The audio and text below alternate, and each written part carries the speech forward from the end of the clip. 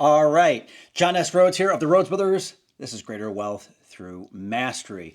The topic of today's short talk is how to talk to people without being awkward. I'm sure you've had conversations where you wish that you could say exactly the right thing at the right time.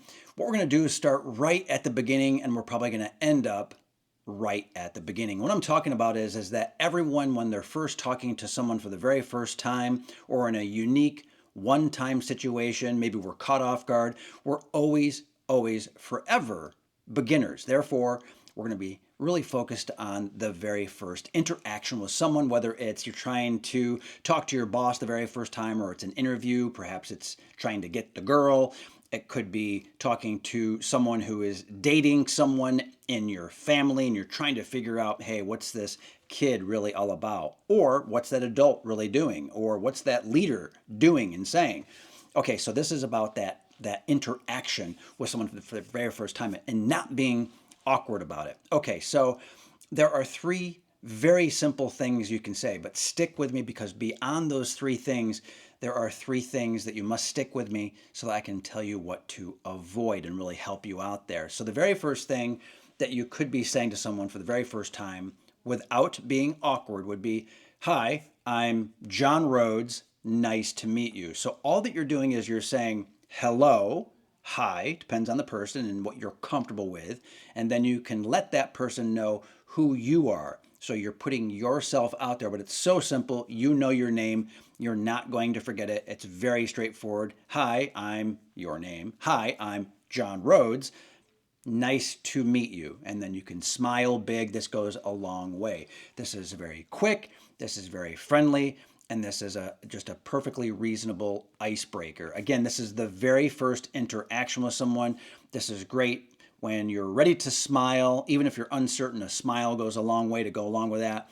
And I would also recommend for most people a handshake. Now, you're not going to, race up to the person and give them a big bear hug. Hey, but you are very likely going to say hello and you're going to say your name and nice to meet you. Now, here's what's great about this.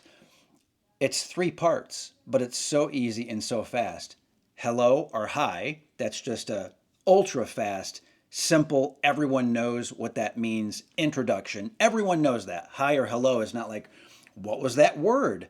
Those are big words. I don't understand that. That's not true. Hi, hello, everyone knows that from age 3 and 4 and beyond.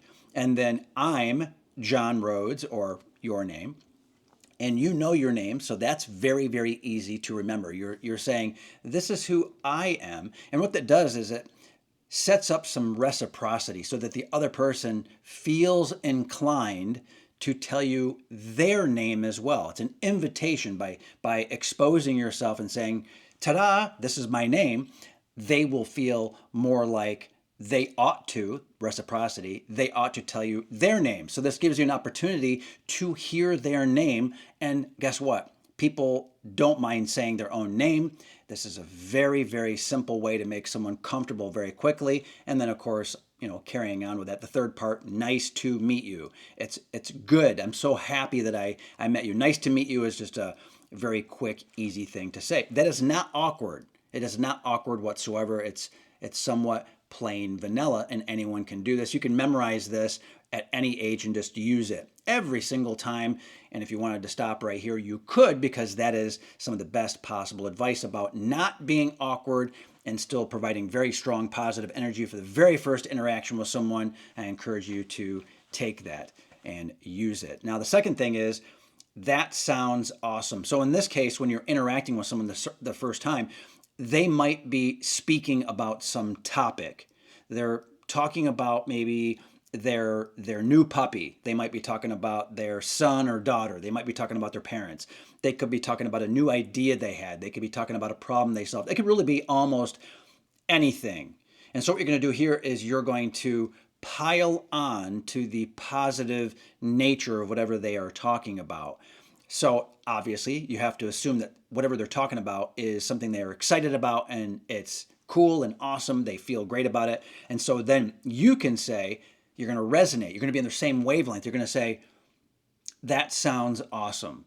And what's important here is you're saying that sounds awesome. So you're tapping into the auditory nature of humans, speaking, listening, and that give and take. You can also say, it's a variation on this, is I see. Oh, I see. So you're agreeing, making sure they understand that you understand, and it's this nice feedback loop. Oh, I see. Oh, I see. Oh, okay, yeah.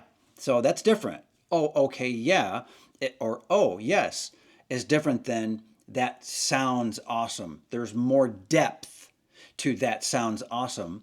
And there's actually more depth to I see being such a dominant sense versus, oh, okay, then you're just agreeing and it dies off. So you'll notice that the better speakers and people that introduce themselves or that are interacting for the first time, they're going to use a physical sense.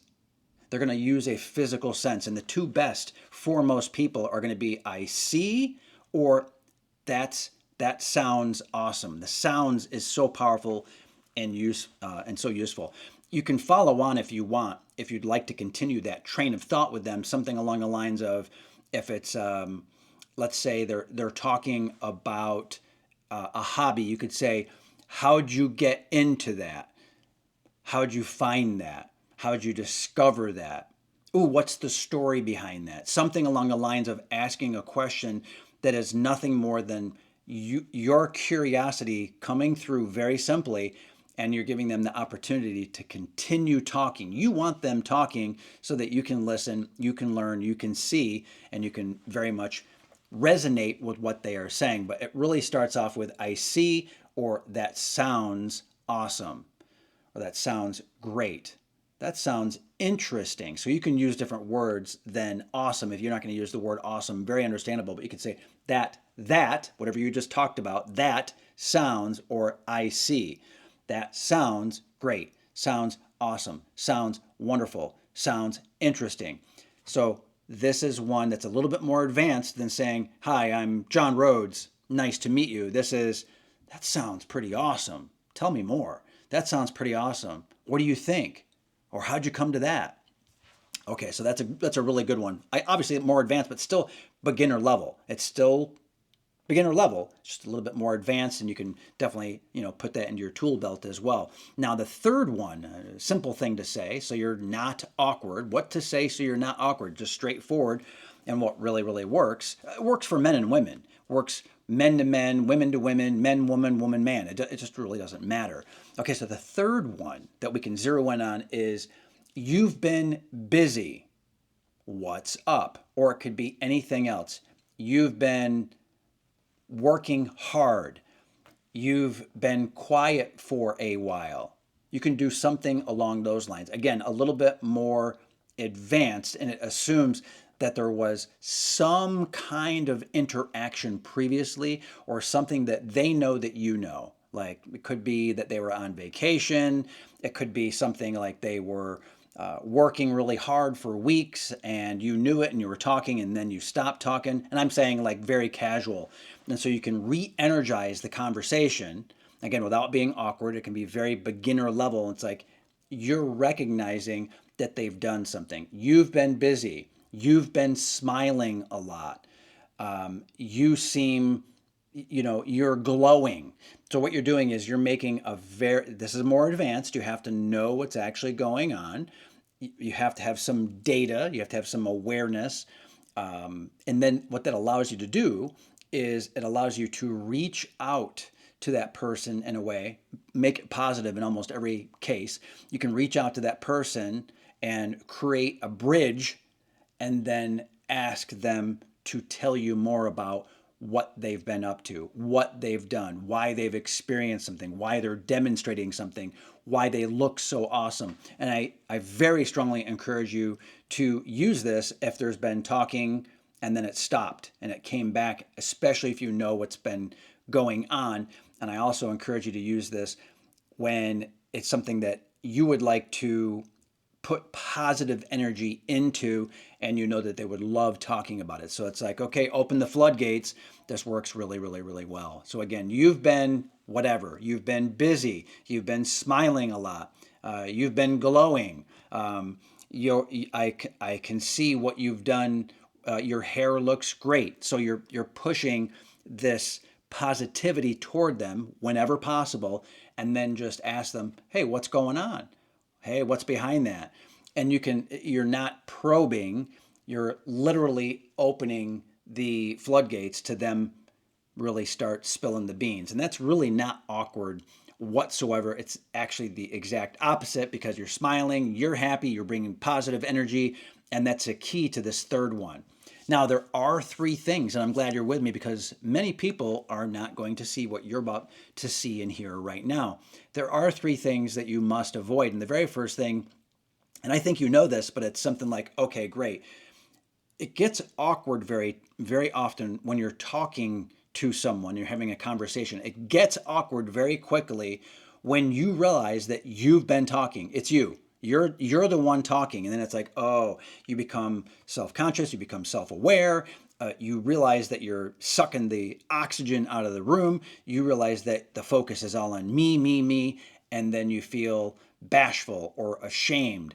That's, again, self-recognition for most people is something that makes them very awkward, like, you feel caught, almost like in a trap or in a vice, and you can't get away. And it's very difficult to get out of an awkward conversation once you have realized that you've been talking too much. So you must avoid talking too much.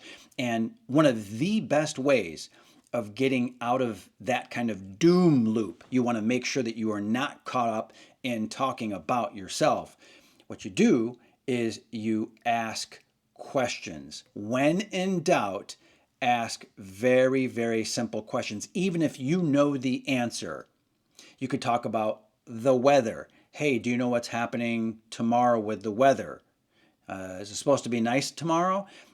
That's why weather works so well, because you can bring up the weather and ask if the other person happens to know. And most people have an idea about the weather, or they care about it because of outdoor events or because of driving conditions, for example.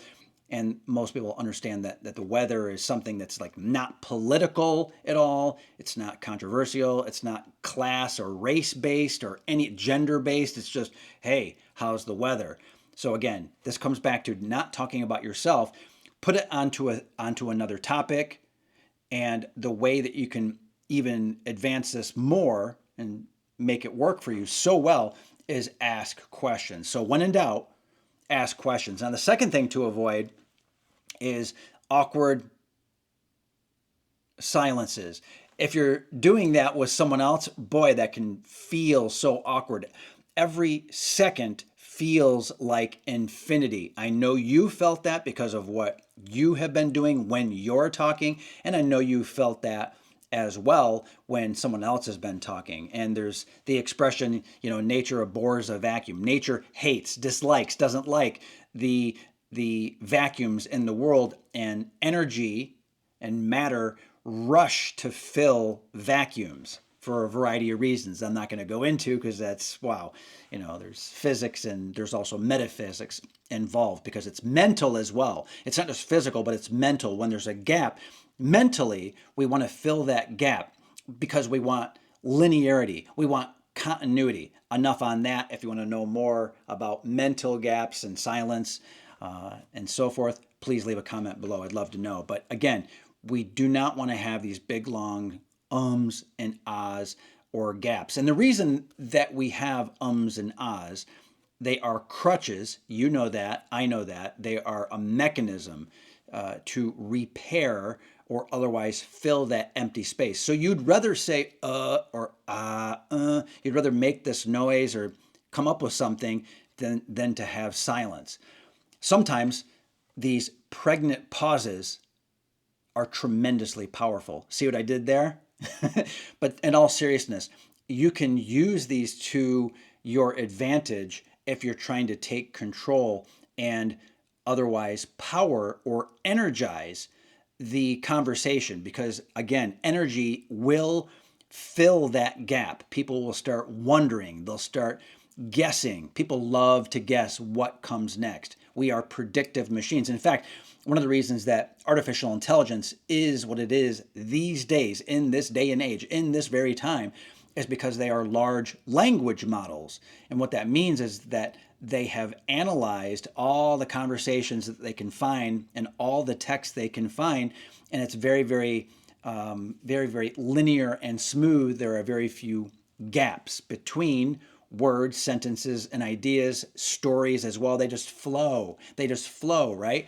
And so that's why when there are gaps, it's like, oh, what's coming next? The leap becomes bigger and bigger and bigger over time. I know you understand that. I just like talking about it because it's so cool, especially when we talk about sociology, but more importantly, when we talk about psychology. Lots of great stuff with copywriting and neuro-linguistic programming, really great stuff. Again, leave a comment below. I'd love to talk about that in another video. In fact, I have in other Rhodes Brothers videos. Take a look.